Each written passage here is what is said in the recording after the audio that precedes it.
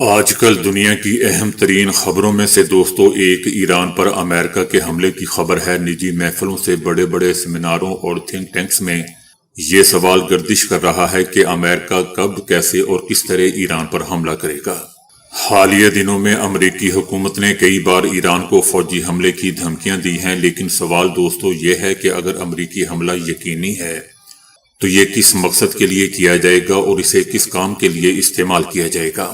ماضی کی تاریخ شاہد ہے کہ امریکہ برسوں سے ایران کو جنگ کی تصویر سے ڈرانے کی کوشش کر رہا ہے۔ کبھی آل آپشن آن ٹیبل، کبھی بحری جہازوں کی نقل و حرکت کے، کبھی فوجی خطرات، کبھی ملک کو تقسیم کرنے کی بات سے، کبھی کمانڈروں اور سائنسدانوں کو مارنے سے، کبھی مختلف سیکیورٹی حالات پیدا کر کے خوف کی فضا ایجاد کر کے ایرانی معاشرے کے ذہنوں کو مشتعل اور بے چین کر رہا ہے۔ امریکہ اپنی عسکری نقل و حرکت کی خبروں سے میڈیا کو بھی مسلسل دھوکہ دے رہا ہے، اور میڈیا نیٹ ورکس بھی بغیر کسی رکاوٹ کے اور سانس روکے دوستوں بغیر امریکی حملے کے وقوع پذیر ہونے کے بارے میں بے لوگ تبصرہ کر رہے ہیں۔ خبروں میں منظر کشی کی جا رہی ہے، امریکی جنگی بیڑا وہاں سے چل پڑا ہے، فلاں جگہ رکا ہے، اس بندرگاہ سے جہاز میں ایندھن بھر دیا گیا ہے اور جنگی بیڑا فوجی آپریشن کے لیے تیار کھڑا ہے۔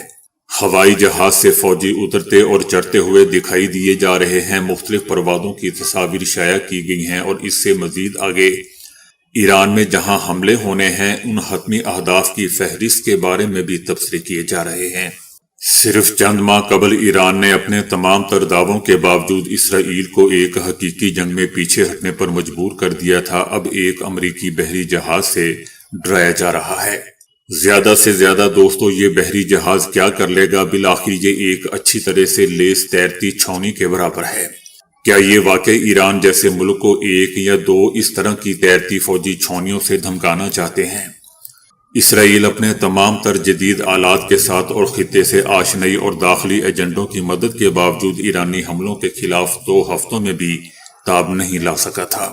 اب ایک امریکی بحری جہاز کیا کر لے گا؟ ان امریکی جہازوں پر کون سا سامان نصب ہے جو اسرائیل کے پاس دوستو نہیں تھا؟ دوستو سمجھنے کی بات ہے، حقیقت یہ ہے کہ صرف ایک ایرانی میزائل ان بحری جہازوں میں سے کسی ایک پر اپنا نشان چھوڑنے کے لیے کافی ہے، جو امریکی شہریوں کو سڑکوں پر لے آئے گا۔ امریکی جہاز کی تباہ شدہ ایک تصویر امریکیوں کو دہائیوں پیچھے کر دے گی۔ امریکی جن کا دنیا پر غلبہ حقیقی جنگ سے زیادہ تصوراتی طاقت سے قائم ہوا ہے، اگر یہ امیج اور تصویر داغدار ہوئی تو دوستو ان کے وقار کو ناقابل تلافی دھچکا لگے گا۔ یمن کو یاد رکھیں، کیا امریکی بھول گئے ہیں کہ یمنیوں نے امریکیوں کے ساتھ کیا کیا؟ امریکی طیارہ بردار بحری جہاز اس خطے سے ایسے پیچھے ہٹ گیا کہ اس کی سیکیورٹی اور حفاظت کے لیے اس کی کوئی واضح تصویر بھی دوستو میڈیا کو جاری نہیں کی گئی۔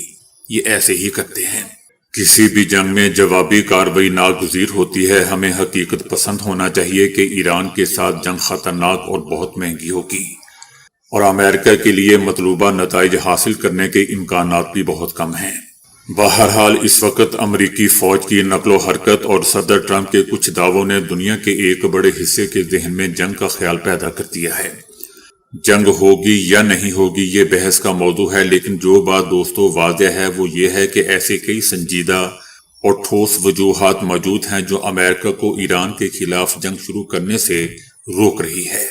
امریکہ کا بنیادی مقصد ایران کو ذہنی طور پر شکست دینا ہے۔ امریکہ چاہتا ہے کہ ایرانی ذہن تھک جائے، پریشان ہو جائے، بے چین ہو جائے اور نا امیدی کے بھنور میں پھنس جائے، ملک کی سلامتی سے مایوس اور خوفزدہ ہو جائے اور اپنے معاشی مستقبل کے بارے میں تعطل محسوس کرنے لگے۔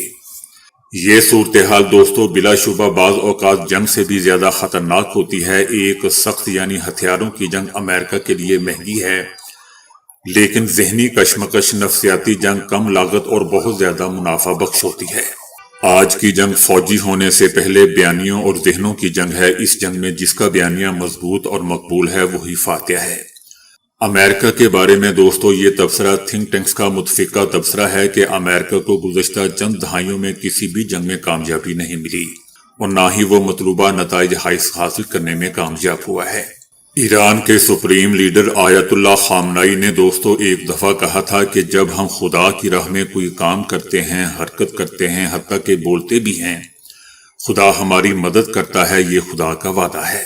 کبھی کبھی ہم مدد کے طریقے کو سمجھ جاتے ہیں اور پہچان جاتے ہیں، کبھی کبھی ہم اسے نہیں پہچان پاتے، مگر ہم دیکھتے ہیں کہ ہماری مدد کر دی گئی ہے۔ ہم دیکھتے ہیں کہ کام ہو چکا ہے، کام آگے بڑھ چکا ہے، یہ خدا کی مدد ہے۔ آئیں اپنے ارادوں کو الہی بنائیں۔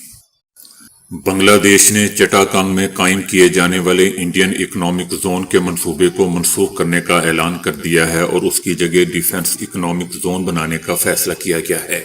انڈین اکنامک زون کے لیے مختص زمین کو اب دفاعی اقتصادی زون کے طور پر استعمال کیا جائے گا۔